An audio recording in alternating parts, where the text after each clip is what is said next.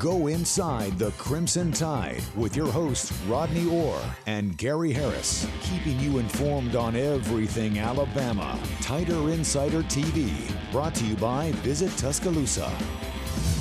And hello again, everybody, and welcome into the latest edition of Tider Insider TV, presented by Visit Tuscaloosa, alongside Rodney Orr from TiderInsider.com.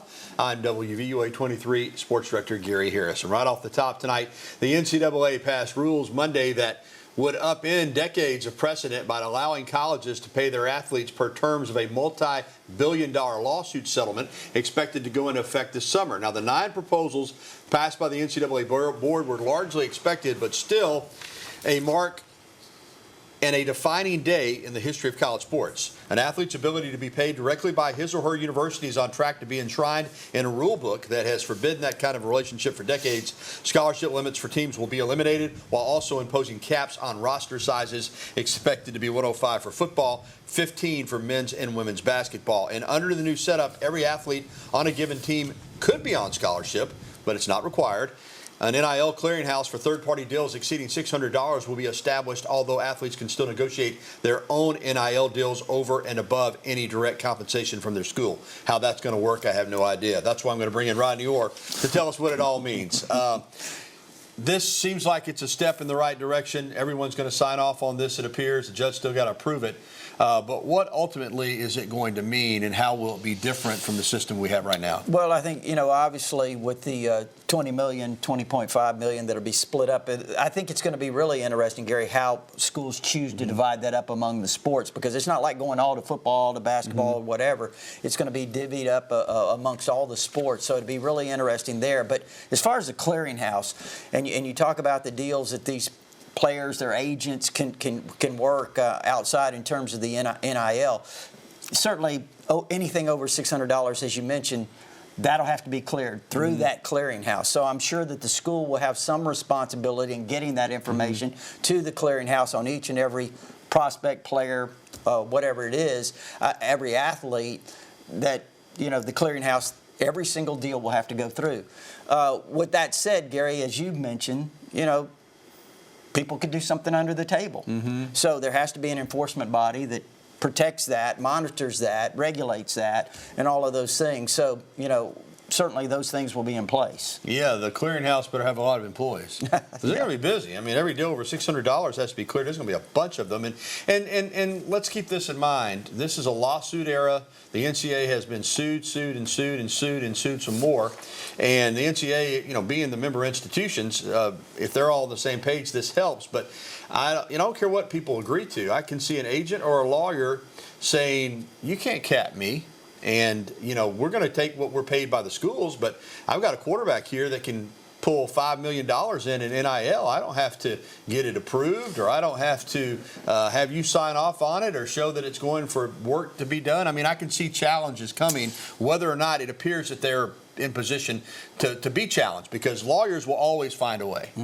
Well, I think, here is signing a contract or some sort of an agreement that these are the rules, that they have to be legitimate NIL deals approved by, as you said, the clearinghouse. So with that said, I think it's an agreement between the athlete and the university that this is the way it will be conducted. One other quick question. 105 limit roster size. You think all 105 of those guys will be on scholarship? How do you think that will work? Well, I mean, obviously the school's going to have their choice of how they want to do that. Maybe some years it'll be different. I would be really surprised if the SEC, if you see the schools with 105 on scholarship, again, you can have that roster limit. Doesn't have to necessarily mean you even have 85. But I would be a little surprised if you just specifically look at football, that there would be 105 on scholarship. And keep in mind, too, men's basketball can go to 15 scholarship players, but conferences like the Big East, which don't have football, obviously going to put much more money probably into basketball than the SEC, Big Ten, and some other conferences. It'll be interesting to see if they have a big advantage once we start. But that should be in place this summer. We'll keep an eye on it. Well, speaking of NCAA and the NCAA transfer portal, Alabama football, Rodney, has been relatively quiet, both outgoing and incoming. In fact, there's been really no movement, at least scholarship-wise. Alabama's lost no scholarship players to the portal yet. It closes on Friday. And not much coming in either. I know they'd like to get a tight end or two. As I said, it closes on Friday. Are you expecting to see some movement before the end of the week? I would think so. I really would. I mean, I think perhaps you could see a couple of guys leave. Now, again, we don't know yet. So we'll just have, we thought last week, we said we thought eventually Alabama would probably lose a couple of guys. Now, again, I don't think it's going to be anyone that you're projecting and you're too deep, but you could lose some guys, a couple of guys. Now, with that said, too, you talk about incoming, Alabama obviously would like to get, well, you see Will Conformity there. Maybe a backup offensive tackle certainly is something that I think would be a priority, a guy that could play left and right tackle. But tight ends, definitely a priority. Brody Dalton from Troy, who spent the last season there, is a guy that's supposed to be in on a visit this week. He's one guy that I would certainly keep an eye on. And Jack Samarco, who is from West Virginia, another tight end, this guy that's been linked to Alabama, is supposed to be in on a visit. So certainly that's obvious that they would like to have a tight end. And again, I mentioned backup offensive tackle. Anything else, we'll just have to see. Yeah, a lot of people on your board talking about why not get players out of the portal. But if you're happy with your roster retention could be the most important thing. All right, it's time for Coach Talk now. Speaking of the roster, Coach DeBoer is all about the Alabama standard. He wants his players to live up to, but he also believes the relationships between the players and coaches have to be a partnership, and they each have to respect each other. And if that happens, you got a chance to have a special team. Our coaching philosophy is about, the transformation of these guys, and I think, their development and growth is one thing, but just the relationships and them seeing, the pouring into them as coaches that we do. I think it helps keep the group together. I think it's bringing them together in another way where their relationships as teammates is continue to improve.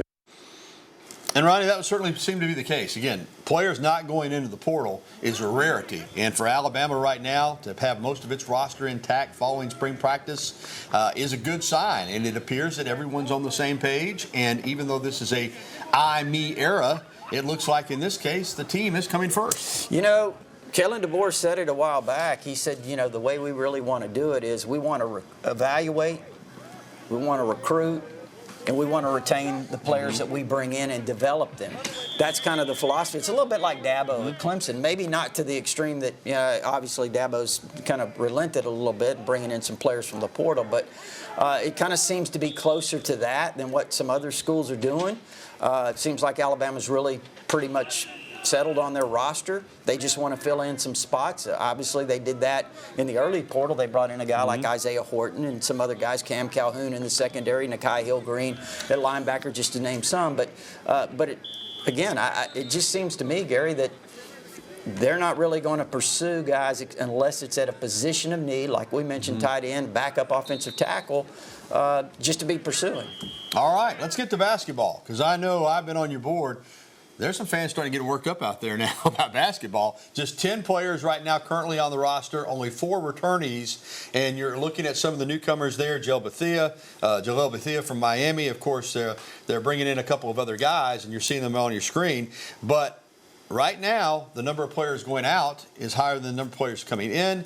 And, Rodney, the roster, you can go to 15. I don't know that Alabama will have 15, but certainly they'd like to get up to 13. What's going on there as far as some movement and getting some more guys in through the portal for the fact that you've lost Diabate, you lost Stevenson, you lost Reed, Philon's going to the draft? What's going on there? Well, I mean, and you're as up to date as it maybe more so than I am really in this, but Rylan Griffin's name keeps coming up, is potentially coming back. That's a guy that we've heard. Coward, I think, is the big one from Washington State. Coward, yeah. Alabama, Duke, Florida's been in there. Some other schools. He's got some really great-looking prospect, and the kid from UConn that just got Darius Adams. Darius Keep an eye Adams, on him. yeah, 6'5" guy that is really talented, one of the top 25, 30 players in the country. Got his release, and he had just signed here recently. Yeah, so. I've been saying nobody, I think, is better equipped for the modern game of basketball than Nate Oates in terms of the style of play, in terms of flipping the roster, understanding how to work the portal. So I think everybody's going to be fine. And there are some good players coming back. You've got 4 players coming back, and what I want to talk about in particular is Aiden Sherrill. We're going to look at some of the guys returning, but he's a guy 6'11" that can shoot the 3.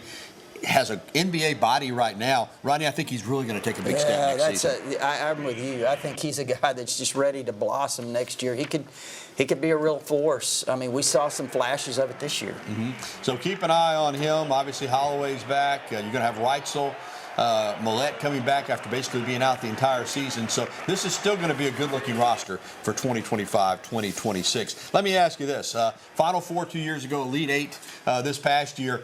What Alabama fans don't want to know is, do you think this will be a Final Four caliber roster when it's finally put together? That's the standard now. Well, look, I'll tell you what they're saying on TiderInsider.com. They've already got the starting five. None of the guys were on the team last year, and they said it's the best roster ever. There you go. All right, that's where we're at. Well, still to come on Tider Insider Television. We're just a few days away from the 2025 NFL Draft, too, in fact. We'll break down the next generation of Bama in the NFL stars after this timeout. And we'll be getting your phone calls, emails, and tweets in just a little bit. That phone number is always 205-348-WVUA. That's 348-9882. There's the email address on your screen. We'll be right back with the only show that takes you inside the Crimson Tide. Been taking you inside the Tide for 25 years. Tider Insider TV will return after this break.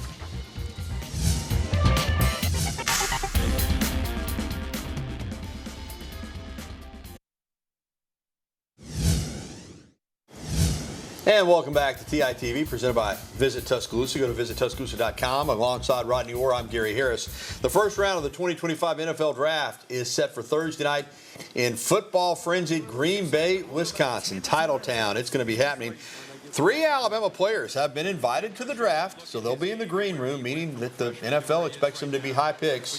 Jalen Milroe, Tyler Booker, and Jahad Campbell will all be in attendance. Booker and Campbell, the best chance of the 3 to go in the first round. I think Campbell's a lock for the first round. Booker's maybe on the fringe, but I think he'll go in the first round too. And listen, there's a lot of discussion, a lot of varying opinions on Jalen Milroe, but there are, I went through about 10 draft analysts today, Rodney, and 4 of them had him in the first round. Yeah. The other 5 had him in the second, and 1 had him in the third. So, again, Alabama's tradition of sending players to the NFL continues. It does. It does. High draft picks. You know, certainly I'd love for all 3 of them to go. It'd be good for the program. But, you know, I know specifically a lot of people, like you said, talking about Jalen Milroe.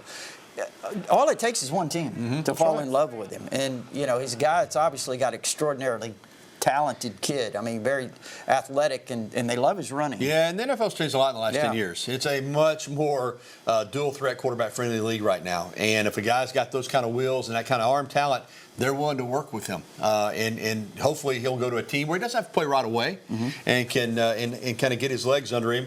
Pardon the pun, but I think no later than second round with Jalen Milroe. All right, some other guys that are expected to be possibilities of being drafted: C.J. Dupree, Malachi Moore, Robbie Oots, Q Robinson, James Burnip, Tim Smith, all looking to get drafted on the weekend. First round Thursday night, second and third round on Friday, the other 4 rounds on Saturday. Of the guys that are kind of outside those 3, I want to ask you about an interesting prospect to me is Q Robinson. Came out of Jackson Hole High School in Birmingham. Great athlete, was slender, had to put on some weight, stayed in the program, took some time. You know, this year was having a great year. Injuries have been an factor with him, but he's 6'5", he's 241 pounds. He ran a 4.640, and we know that if you can come off the edge and rush the passer, they'll find a spot for you, even if you don't play the other 2 downs. I think he's a guy that could go maybe 5th or 6th round and have a chance to help a team. You know, Quandarius Robinson, Q-Rob, this guy, you mentioned his size, the tools that he has. He was a 5-star rated player coming out of high school. You know, again, it was the weight that he had. Took him some time to put on, but also he dealt with a lot of injuries throughout the course of his career. But he's got the athleticism. Love his attitude. I mean, when you're talking about a guy and you say, hey, look, he's got all this athleticism and these tools, but it's the attitude that he has, the way he approaches things. I think he's got a great mindset. All right, we'll keep an eye on all those Bama guys in the draft coming up beginning on Thursday night. Well, still to come on TITV, Alabama baseball and softball, both dealing with weather on the road tonight and getting ready for another weekend of SEC play. We'll look back at the past weekend in SEC play for the Tide at LSU in baseball and at Florida in softball. And also, we'll be getting your phone calls, emails, and tweets. Phone lines are open right now. 205-348-9882. That's 205-348-9882. As always, we want to hear from you, Tider Insider Nation. We'll be right back with more TITV after this.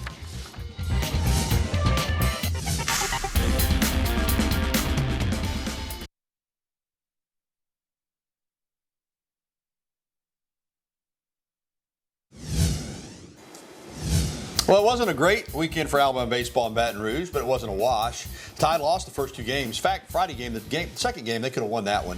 But they did win on Saturday, so they salvaged the game. That keeps them at 500 in the league at 9-9. And they got Missouri coming in this weekend. And Missouri is bad. I don't know any way to put it. If there is a bad team in the SEC, it's Missouri.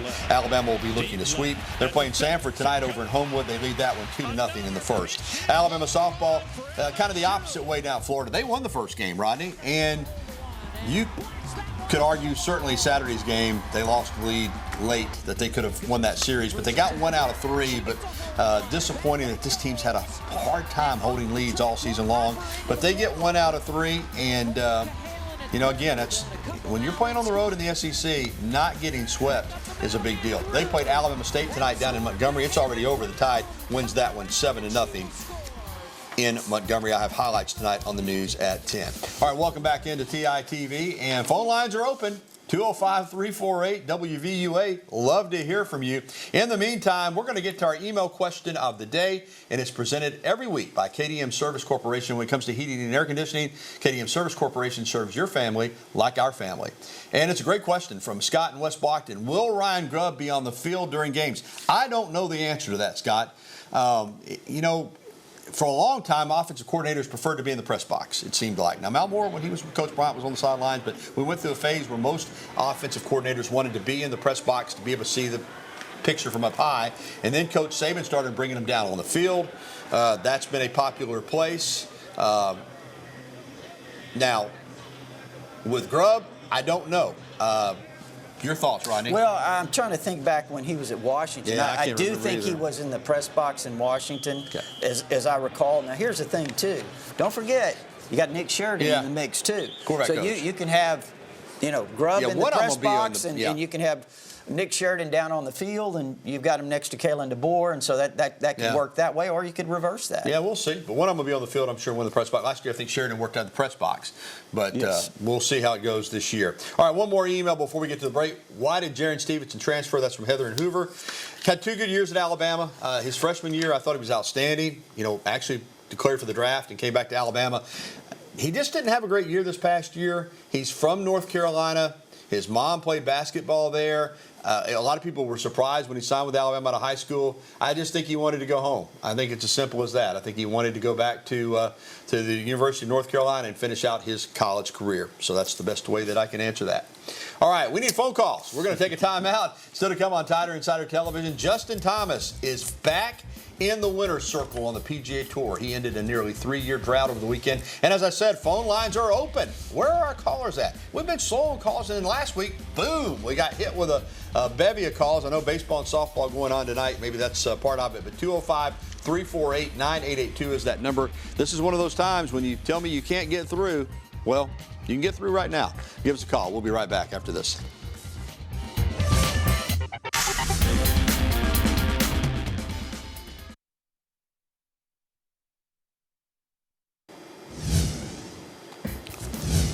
Former Alabama All-American golfer Justin Thomas got over the hump finally on Sunday at the RBC Heritage. He found himself in a playoff, and he sunk a 20-foot putt on the first playoff hole, number 18 of sudden death, to beat Andrew Novak. He finished at 17 under par, and keep this in mind, he caught a penalty on himself on Saturday. On himself. Nobody saw the ball move but him. So that penalty stroke could have cost him, but it didn't. Shows you do the right thing. It's his first win in nearly 3 years, and now I think the lid has come off, and look for JT to get back on a roll. He's still got 16 career wins now, 2 majors and a Players Championship, so he's one of the best out there on tour. Welcome back into TITV with Rodney Orr. I'm Gary Harris. Let's jump out on the phone lines, and Jeff over in Birmingham is with us. Hey, Jeff. Hey, Gary. Hope you and Rodney are doing well. A quick question. Alabama baseball here in the last few weeks has struggled a little bit with winning series. What do you think their chances are of hosting a regional this year? I hope you guys have a great night. Yeah, thank you, Jeff. I still think they're good. They're 9-9, 18 games in. They got 12 games remaining. As I said, they got a series this weekend. No disrespect to Missouri, but if you're Alabama, you got to be thinking we're going to sweep this series. I mean, that would put you at 12-9. If you can get to 16 wins and 16-14, I think Rodney you'll host the regional. Yeah. 17 would guarantee it, and 15-15, I think you're in the conversation. So I think they're good. You got 4 series left. That's 12 games. You win, you go 7-5 in those 12, 8-4 for sure. I think you're hosting. 3 this weekend would be big. Yeah, be huge. Be huge. Get you to 12 wins. All right, let's get an email question in before we close out the segment from Jamie in Haleyville. How many Bama players do you think will be drafted in the first round, and where will Milroe land? Thank you, Jamie. Covered that a little bit already, but I think 2. I think that Campbell's going in the first round for sure. I think Booker's going to go late in the first round, but I think that guards are not as valuable as tackles. We know that, but he's so good. He'll be so good for the locker room. I think J.C. Latham kind of had that same mentality. He had a great rookie season with the Titans. I think Booker goes. I think Jalen Milroe, listen, would it shock me if he went in the first round, Rodney? No. But I'm predicting second round for Milroe. Yeah, I think that's a safe prediction. I really do. I mean, again, I could see him going in the first round. I don't think he slips past the second. I know some people are saying third, but I don't think he slips past the second. As far as Booker goes, there's some people, again, you talk about searching around. There's some people I've seen that think Booker might be the best offensive lineman in this draft. Who knows? So it could be 2, could be 3. Could be 3 more first rounders. We know in the last 15 years, Alabama and first rounders in the NFL draft, it's been like clockwork. So you want to keep that streak going for sure, and you will, I think, on Thursday night. All right, that is going to do it for our phone calls and emails. Still to come, Alabama Crimson Tide Gymnastics finished its season right where they wanted to finish it, at the National Championship meet out in Fort Worth, Texas. We'll have that story for you as we get ready to close out another edition of TITV. Look, clouds are up for the most part out of here. It's kind of clearing up a little bit outside. We'll be back after this.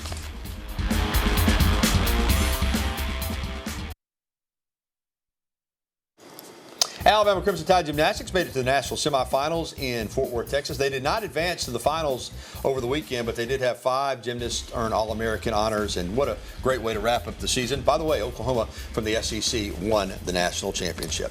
Well, thanks for tuning in to this edition of Tider Insider TV. A reminder, you can catch a replay tonight at 10:30 on WVUA 23. Or find it anytime at WVUA23.com. For Rodney Orr, I'm Gary Harris. Thanks for watching. We're going to leave you with a shot of Chase Lee, former Alabama pitcher. He's been called up to the show. The Detroit Tigers have called him up to the big leagues. Congratulations to Chase Lee. Have a great night, everybody.